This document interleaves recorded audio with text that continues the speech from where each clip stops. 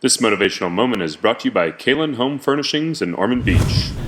Right now, our team has experienced adversity probably more than we ever have in the history of our program, at least for a long time. And if you look at it and you see more losses than wins, that hasn't happened in a long, long time. So how do we approach things as a coaching staff? I think it's really important. And I think not just in the game of basketball, but certainly in the game of life, it's one of the most challenging things we do as directors and dads and parents and administrators and coaches. And that is, how do you keep it to the point where it's positive?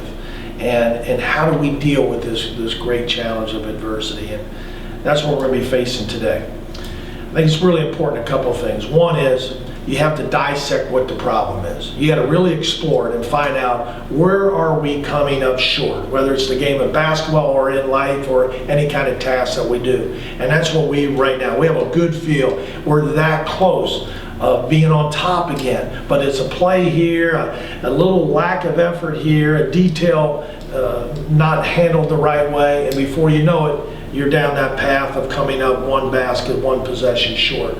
So we're going to dissect that. And for us, it's on the defensive end in the second half. We've got to be a much better defensive team the last 20 minutes when the game is on the line. That's an important detail for us to do. What we get more concerned about, or probably put more effort into, is our mental state and how we deal with adversity.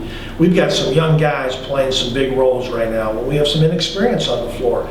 A good example last night when we miss a defensive rebound late in the game on a free throw that gives us a chance, and you look and see who it happened to. You know, you're going to yell, you're going to scream initially, but what's going to happen is you're going to take a young person out there who has very little college experience. You're going to really destroy him mentally. So you're going to explain what's wrong, and then you're going to say, let's learn from it. Let's get encouraged by it. It's a great learning lesson. And that's hard for, as a coach and coaching staff that's used to winning and making those plays, we got to be really patient.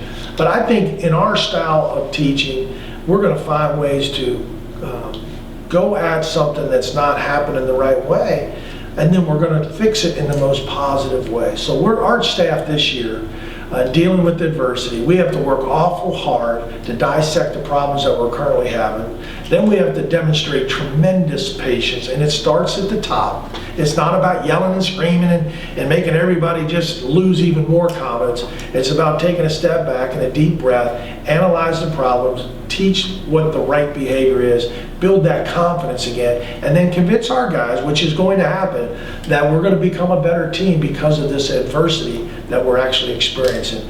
Tough situation, but to be really honest with you, it's good stuff for our team, and I think we're going to eventually be back on top.